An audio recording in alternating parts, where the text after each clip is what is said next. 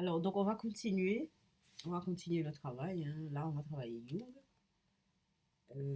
Donc, je vous ai toujours dit, hein, que le travail que je fais autour des livres, des lectures psychanalytiques, déjà parce que j'ai fait psycho, parce que je voulais comprendre ce qui se passait en moi, et, euh, et à la fois, enfin, continuer ma voix et enrichir, discuter, échanger, enfin bref, éclairer, étayer, enfin tout ce que vous voulez, hein, avec les lectures psychanalytiques. Et bon, je prends et je laisse, hein, je ne prends pas tout. Hein. Je prends ce qui m'intéresse, c'est une lecture intéressée. Hein, on va dire c'est biaisé, hein, c'est plus ou moins biaisé, parce qu'on peut trouver plein de choses là-dedans. Hein. Bon, je prends ce qui m'intéresse. Alors, pour Jung, là, en ce qui me concerne, il y a quelque chose qui me plaît bien, et qui me pose question. Alors, je vais vous lire je vous ai déjà lu ce passage, mais on va aller un petit peu plus loin. La conception selon laquelle il existe des... Alors, il faut que je vous dise dans quoi j'ai pris ça, parce que quand même. C'est dans Psychologie et Alchimie. Psychologie et Alchimie de Jung, hein. Édition Essai, Bûcher-Chastel. Alors, Bûcher, oui, Bûcher-Chastel, voilà. Alors, la conception, ça dit... J'ai plus la lumière dans les yeux. Hein.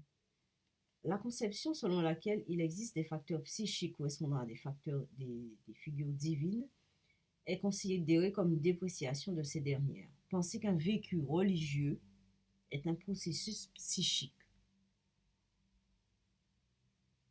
C'est grave, c'est grave ce qu'il dit. Déjà dans la foi, tout en Dieu, c'est un peu difficile. Hein.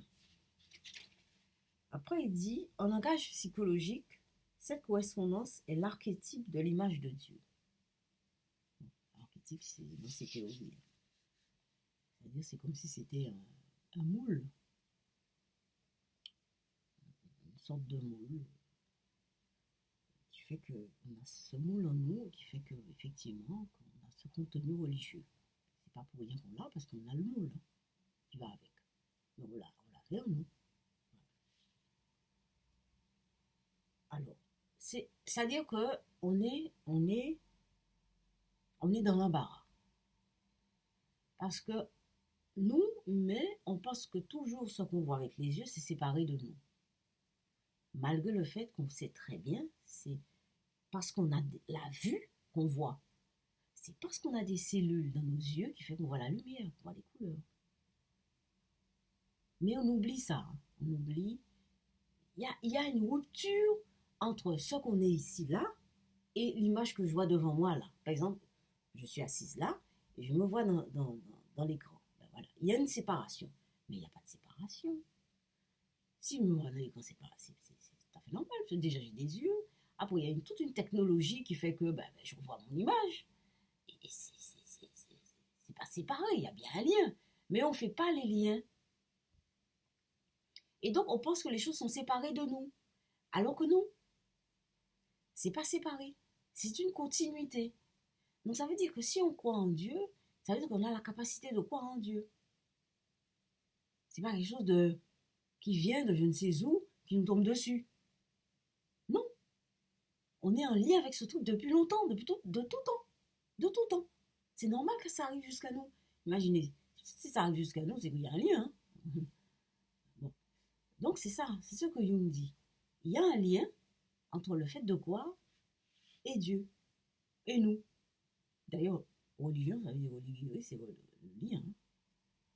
Vous voyez? C'est ça. Alors, donc ça veut dire que les mythes viennent de nous.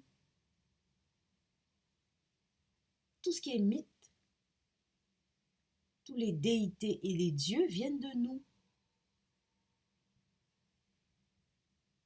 Ça ne m'étonnerait pas. Moi, ça me choque pas. Personnellement, ça ne me choque pas. Tout simplement, je ne sais pas encore expliquer. Je ne sais pas si je pourrais expliquer ça.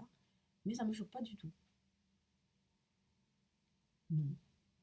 Je dis souvent, ce qu'on voit là, c'est nous. C'est nous-mêmes. Ce qu'on voit, c'est nous-mêmes. Quand on voit, et c'est vrai que ça agace tellement. Moi, ça m'arrive tout le temps. Pratiquement tous les jours. Et je m'énerve. Et là, il m'énerve. Mais c'est nous-mêmes. C'est moi-même que je vois. Hein, c'est ça. Si je m'arrêtais là-dessus, je me serais plus énervé. Je me dis, mais Agnès, mais c'est toi. C'est ça. C'est ça. Hein. Et oui.